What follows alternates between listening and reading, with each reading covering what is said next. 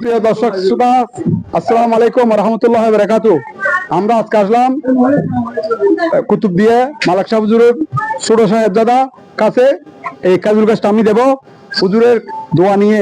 ইনশাল্লাহ আগামী জানুয়ারি, প্রত্যেক বছর জানুয়ারি অথবা ডিসেম্বরতে আমরা বিভিন্ন বাংলাদেশের প্রান্ত সফর করব।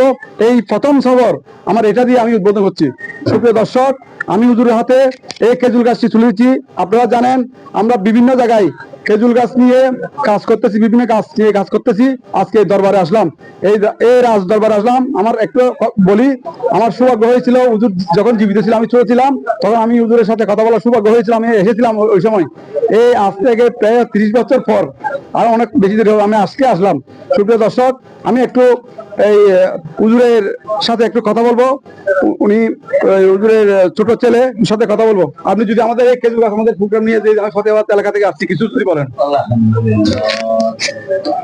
আসসালামু আলাইকুম ওয়া রাহমাতুল্লাহ। নাহমাদুহু ওয়া নুসাল্লি আলা রাসূলিল কারীম। আম্মা বা'দ। দূরে এবং কাছে যারা এই মুহূর্তে যারা দেখছেন এই প্রোগ্রাম, উনি আমাদের সংগঠনের নাম কি? ফতেহাবাদ বৃক্ষরোপণ সমিতির উদ্যোগে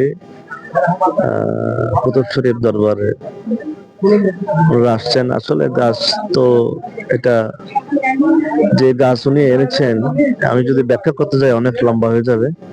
শর্টকাটে যেটা বলবো, এটা হচ্ছে ইসলামের প্রতীকের গাছ, এবং এটা রাসূলের হাতের লাগানো সেই গাছের নমুনা খেজুর গাছ। আসলে এটা তো অত্যন্ত উপযুক্ত একটা গাছ। তো আল্লাহ যেন ওনার এই হাদিয়াকে, এই গিফটকে আল্লাহ কবুল করে, আমাদের সবাইকে কবুল করে। আমিন। আসসালামু আলাইকুম।